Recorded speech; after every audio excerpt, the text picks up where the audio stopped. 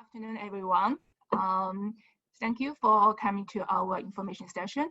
And here I want to introduce our program. Let me start with my slides.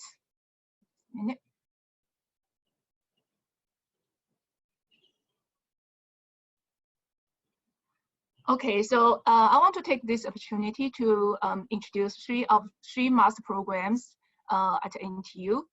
Two of them are at NCPA, Nanyang Center for Public Administration, and the other one in the School of Social Science. Okay, so I'm Wang. I'm working with Nanyang Center for Public Administration. So before we start, a brief overview about NTU. You may already know the university here in Singapore. It is a young university, but grows quite fast. Right now, it ranks number 11 in the world, according to the QS World University Ranking. And it has been number one, the top university under 50 years old, which means the top young university in the world for many years, the top one. And according to the other ranking, Times Higher Education, it ranked number 3rd as a young university in the world. So overall, NTU ranks quite high in the academic community in the world. And this ranking may not mean a lot to some of you, but if you do a graduate degree here at NTU, it will increase the visibility of the degree and has some add-on values. So let me start with the three programs. One of them is Master of Social Sciences of China and Global Governance, MCGG. It was renamed from another program called Contemporary China. And because we slightly changed the focus of the program, it used to focus very much on the China itself, about economics, about the politics, and about the society of China. And now there's a change in the focus to the external relationship in terms of the existence of China in the global world, especially in ASEAN, how to interact with other countries, and what is the impact in the region and globally. So this is the main focus of the program. This is the only English graduate program with such focus in Southeast Asia. So we are quite unique in this regard. So here are some different areas the program is trying to address, including the economics, politics, and social matters in China, and also more broad the relationship between other countries, foreign policy, and the impact of China in the global economy, and the Belt and Road initiatives as well. So these are the current contemporary issues that China is facing right now. And our students are those who mainly those who want to know about China. And some of them may have business in China, some of them may need to deal with business partners in China. So it will be quite helpful to provide an overall picture of what's going on in China. So the program has 10 courses. 2 of them are core modules, which means you have to take it no matter what. One is on the historical and social perspectives, and the other one is on politics. And we have elective courses in 3 streams. One is economy and business. The other one is politics and international relations. The last one is society and culture. So you can choose which stream that will be most interesting to you to design your elective structure. So there are 2 tracks. One is called coursework track, and the other one is called dissertation track. For coursework track, students will need to take 10 courses, 2 compulsory core modules, and 8 electives. The other track is called dissertation track. So instead of taking 8 electives, students could take 6 electives plus 1 dissertation. So here, one dissertation is equivalent to 2 elective courses. So you can decide from the beginning whether you want to go for coursework track or dissertation track. The duration of the program normally is 1 year if you are a full-time student. But if you want to do it part-time, it can be extended to 2 years. This can also be changed during the program. So for instance, if you start as a full-time student, but later on you find that you have obligations or other duties, you cannot do it full-time, then you can convert to part-time status. Likewise, if you start as a part-time student, but later on you find you have more time to commit to the program, you want to finish faster, then you can convert to a full-time student. So here is the admission requirement. Usually we will require a bachelor degree in good standing from an accredited university or college. And also if the education is now conducted in English at tertiary level, then we require TOEFL or IELTS score. Here's the minimum. You can take a note. Regarding the tuition fees, there's some difference between full-time and part-time, local and international students. So you can also make a reference of the fee structure when you plan for your study. We do provide scholarship. One scholarship is called Assoc and International Scholarship, but it only provides to full-time students. So if you're part-time students, you will not be eligible for this one. But we do have another scholarship, Hong Yan Talk Scholarship, is only targeted for part-time students. So you can indicate that during your application if you are interested. There's another full-time students scholarship. It's called Wang Scholarship. But this one only targets Singaporean students. And for this scholarship, you can apply after you complete the first semester. Okay, now we move on to the second program. It's called Master of Public Administration. So the MPA program is focused on the leadership training, the decision-making skills, the policy analysis skills. This is quite helpful for those who want to enhance their management or decision-making or analytical skills. And this program is mainly targeting mid-career professionals. So we do require working experience for this program. This program also has 2 courses, Applied Economics and Public Policy.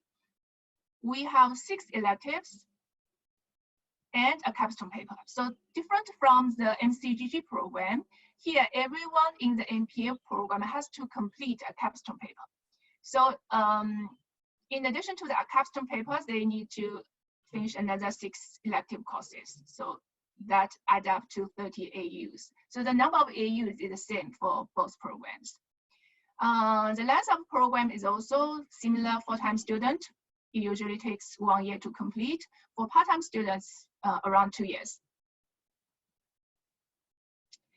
The admission requirement is very similar to MCGG, with the only difference is the working experience requirement. For MCGG, we do not require any working experience.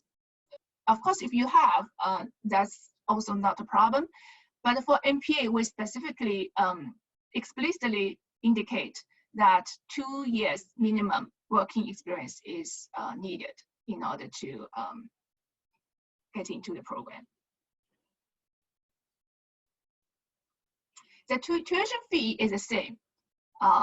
It's not so, unlike the MCGG program, it has different tuition rates for different group of students. But in the MPA program, everyone has a standard tuition fee, which is $26,000. This is the tuition fee, the current tuition fee. And the same scholarship mentioned earlier, Assoc and International Scholarship also applies to the MPA program. So you can try to apply to this program, this scholarship, if you want to apply to MPA as well. but of course, the candidates are supposed to from Asia and international countries, as you can see from the name of the scholarship. Okay, so last program is called Master of Science in Applied Economics. So this is a program on the School of Social Sciences. The main focus of the program is to improve economic analytical skills. So it has heavy emphasis on the quantitative and economic background of the candidates. It also has 30 AUs, the same number of AUs as MCGG and NPA program, but they require 4 compulsory courses. So you have 6 electives left for you to complete. So it's like 4 core modules plus 6 elective modules. So the Applied Economics program has a list of scholarships, 10 scholarships every year, including 4 scholarship and half tuition scholarship. But the priority is given to local students. The admission requirement is very much similar with the other 2 programs, but they also do not require working experience. Program structure for applied economics is a bit different. For MCGG and NPA programs, they run on semester basis, which means 2 intakes every year. So the semester starts in January and August, the regular semester schedule of university. So students can apply in each of the semester and will take courses on semester basis. But for applied economics, it runs on trimester schedule, which means there will be 3 trimesters every year, starting from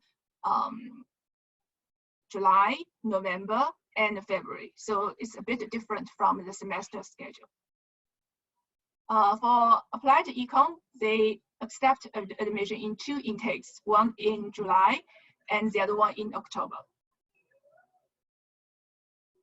Okay, so here is the contact information for all 3 programs. So if you are interested in any of them, you can take a screenshot here and send email and contact each of the program. And here is also the QR code for you can scan it to get more information and to get application link.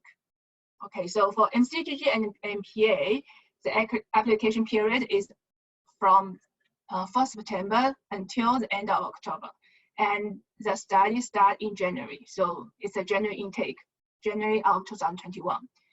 For applied economics, it starts from now until the end of the month, end of May. And the study will start in October, the October intake. All right, I think that's all for the presentation, but we will leave some time for questions. So if you have any question, you can send them over via this Q&A chat box. We'll be happy to respond.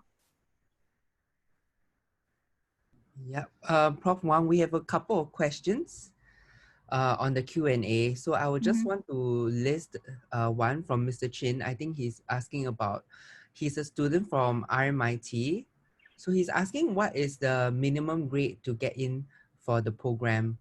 Yeah, based on the GPA of 4.0. Okay, so thank you for the question. Actually, we don't have a very black and white answer for this question because we evaluate the qualification of the candidates based on several aspects. It's not based on GPA only. So for, I think this is the NPA program, right? Or MCGG? I think he's asking for MCGG just now. Oh, okay. Yeah, okay, MCGG, okay. Yeah, so we look at we will look at the profile of the candidate in a more coherent manner. So we look at the transcript to see what are the subjects the student has taken in the undergrad program, and also what are scores the student achieved in some of in those subjects, what will be the English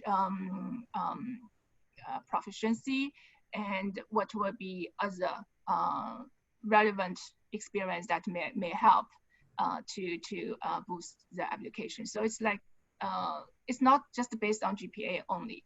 Of course, if you have high GPA, that you will have more chance, but there's no cutoff point for GPA per se.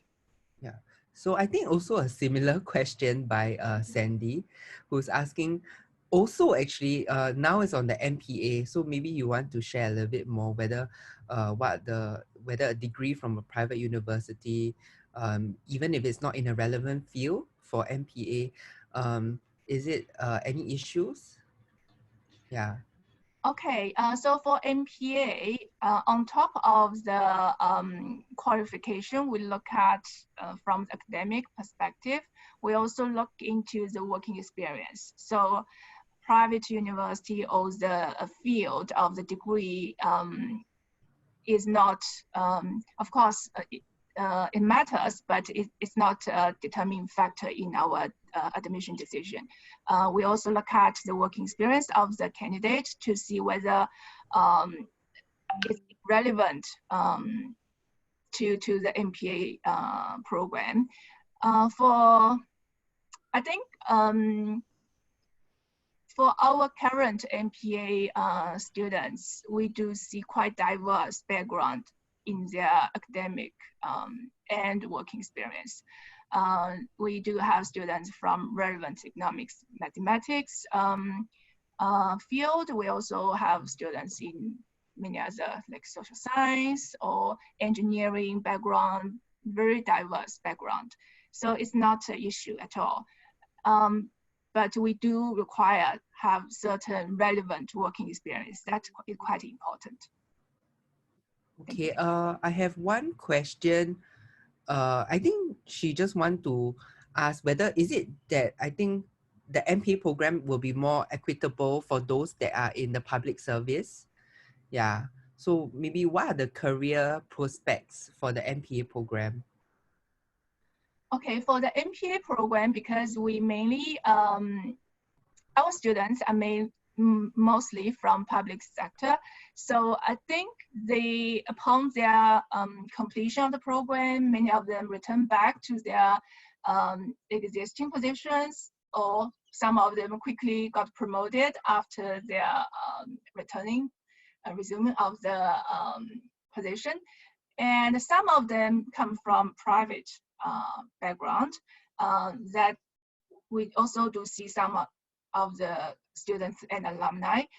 And I would say many of them return to their previous employment, but some of them may consider to switch to another career if that's of their interest. So to answer your question, majority of them from public sector and a small number from the private sector. Yeah, thank you, Prof. Wang. I think that will be a good answer because for our existing cohort, we're happy to share. We not only have the public sector, we have also people from the private sector attending the MPA program. I think Prof. Wang has even taught some of them. Yeah, and they are very interested in the various aspects, learning about public and private partnerships, the overlapping between the different sectors. These are relevant to their own careers as well. Yeah. I think this question, I will move on to the next question. I feel this one will be very interesting to answer because of the COVID-19 situation. Are the lessons held online? Yes, for now, until this semester, I think most of the lessons have to be converted online in order to minimize the interaction and also the possible transmission. So for the summer break, if there are still lessons, it will be held online. But for next semester, we are not sure yet. We're still waiting for the decision from the university whether to have the lessons online, or whether they feel it's safe enough for us to conduct the lessons in the classroom. So I cannot say for sure that starting from next semester, whether it will be online or in class, but we want to ensure that we are ready to do both. So we are equipped to offer the lesson online. Of course, in class is our preference. We are still be prepared to do that if the situation allows. But we have to wait for the university decision whether to do it online or in class. Thank you, Prof. Wang. I think that will be a good answer, because for NTU we have technology enhanced learning as well. So I think that wouldn't be an issue, yeah, being a technological university.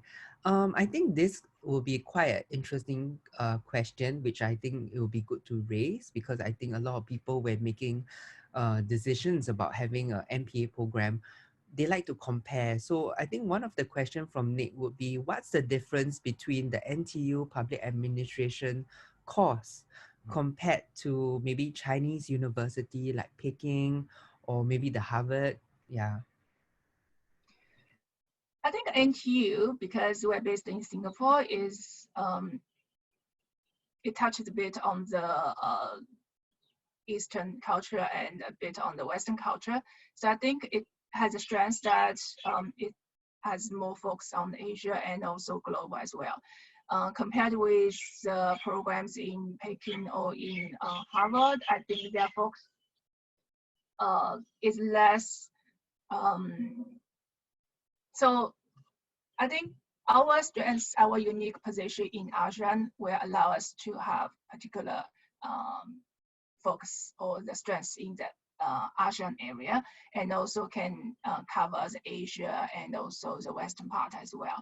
But I probably in Peking or in Harvard, they may be more focused in their respective regions. I think that will be quite a good, interesting, depending on the focus of the doers of the program. So another question, I think this will be something more general. What will be the time commitment for the part-time program when it comes to, like, you know, the assignments, the exams? And also the second question would be, is dissertation route, you know, more popular? Yeah, that, I think this one will be referring to the MCGG one. So first one on the time commitment, and then second one on the dissertation. For time commitment, I think it requires quite some time because for those who have full-time jobs, they can only come to NTU, take classes in the evening time after they finish their work. And the evening class is from 6:30 to 9:30. So by the time they finish the class, it's almost to the end of the day. So they have to make quite good commitment to the study on top of their work. So our part-time students usually take only 2 or 3 courses per semester, unlike the full-time students who can take 5 courses, almost 1 course per day. But for part-time students, it's too challenging. So we also encourage them not to take too much in a given semester. So they can try for semesters to see how they can cope with the workload, and then decide on whether they want to take more or less courses in the next semester. But I think roughly 2 or 3 are still manageable, but if it's too much, I would think it's quite difficult. What's the other question? Dissertation, whether Okay. dissertation route. So for the dissertation track, it's, well, not many students are doing the dissertation track, because for doing dissertation, it's required to have the GPA at a certain level, and you have to maintain that GPA throughout of the program. So you have to plan well in advance about the courses you want to take, and whether you can keep GPA at the desired level, and then start with the dissertation. Dissertation is not easy as well, because it's not like term paper. So you have to be prepared about what the amount of effort and time you have to invest in the dissertation, and at the same time maintain your GPA at the minimum level. If your GPA for some reason fall short of the minimum level, then you cannot continue with the dissertation. So that is a bit risky. I would have to say. Thank you, Prof. Wang. So I think a lot of them are asking about assignments. So I think this will be relevant for both NPA and MCGG. So a lot of them are asking, oh, are there both exam and assignments? And for some of these assignments, is it group or individual? Okay, so because we have 10 courses for you to complete, each course has their own instructor. So it's really up to the professor for each course to decide what kind of assignments, what kind of exams you will have. I think some courses will require group project, group assignments, and some courses will require individual assignment. And most of the courses will have exam in the end, in addition to the term paper or some other assignments. So it's a mix of different types of assignments. But still, individual component will be the majority in the final marking. But there may be some group assignments component as well. But it's very up to each individual instructor. So you can check the syllabus before you decide which course to take. You can check the syllabus to see what will be the expectation, what will be the requirement, what will be the assignments, and how this course will be graded. What are the marking components? And then you can make a decision whether you want to take this course or not. Yeah, thank you, Prof. Wang. I think another question related to assignment, but this time is actually on capstone paper. So Samantha is actually asking whether do candidates actually pick their own topics? What would this capstone paper be on? Okay, so the capstone paper is required for MPA students. So everyone has to complete the capstone paper. But the good part is you can choose what topic you want to work on, as long as the topic is broadly related to public policy or public administration. But as long as it's within this scope, you are free to decide what topic you want to choose for your capstone paper.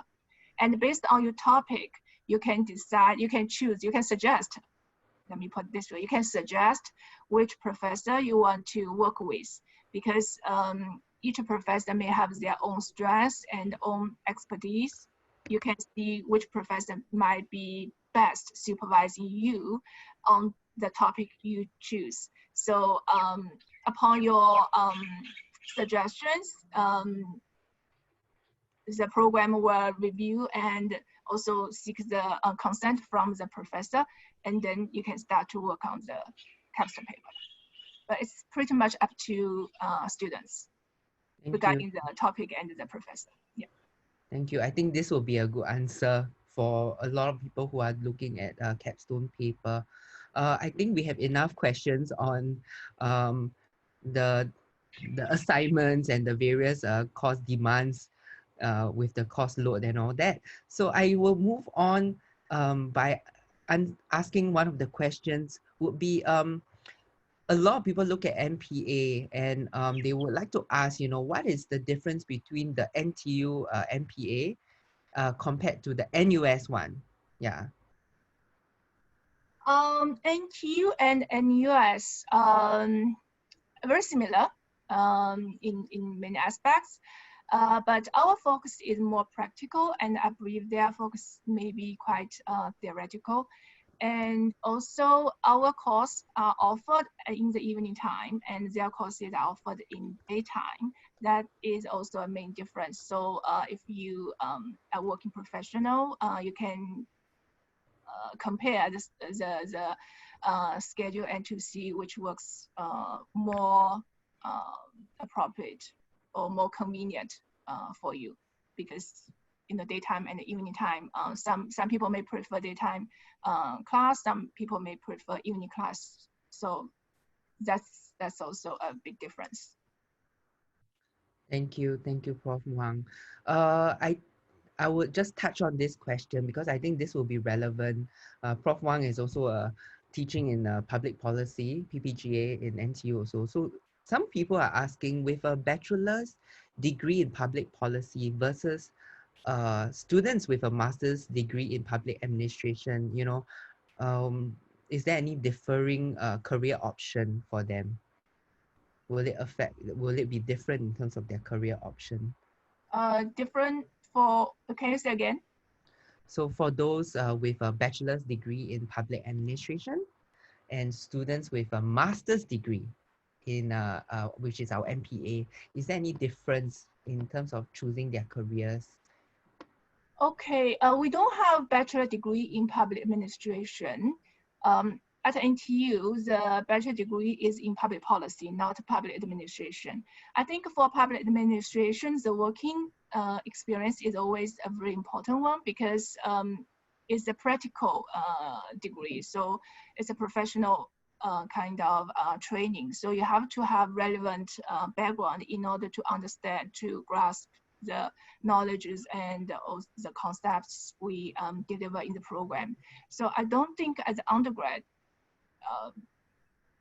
at least in Singapore, we do not have undergrad degree in public administration. So there's no competition between NPA and undergrad administration graduates. For public policy and public administration, if you are talking about undergrad and master, the focus is different. For undergrad in public policy, the training is pretty much in the foundation and in the policy, the basic knowledge about the policy process, policy analysis. But for NPA, the focus is more on the competence related with management and decision making. So you have to be in the working environment for some time to be able to, I think, to tap on the resources delivered in the program. Thank you, Prof. Wang. Okay, last question, because we only have a few seconds left. This is interesting. Is there any intention to provide a PhD program in the future? This will be the last question. Okay, for a PhD program, actually we do have a PhD in public policy at NTU, but at NCPA, we also plan to offer a doctor degree, not PhD degree, Doctor of Public Administration in the future. So that's the plan, and I think if you enroll now, it will be very much in time for when we roll out the plan for the doctor in public administration in a few years. But for now, we do have a PhD in public policy in another school at NTU. Thank you, Prof. Wang. I think our time is almost up. I just want to end the note with just thanking Prof. Wang for answering the questions. If we are not able to answer them, we just apologize in advance, but feel free to contact us on our email. We'll be happy to help you. We'll be happy to answer a query. There's also currently a one-to-one Zoom session.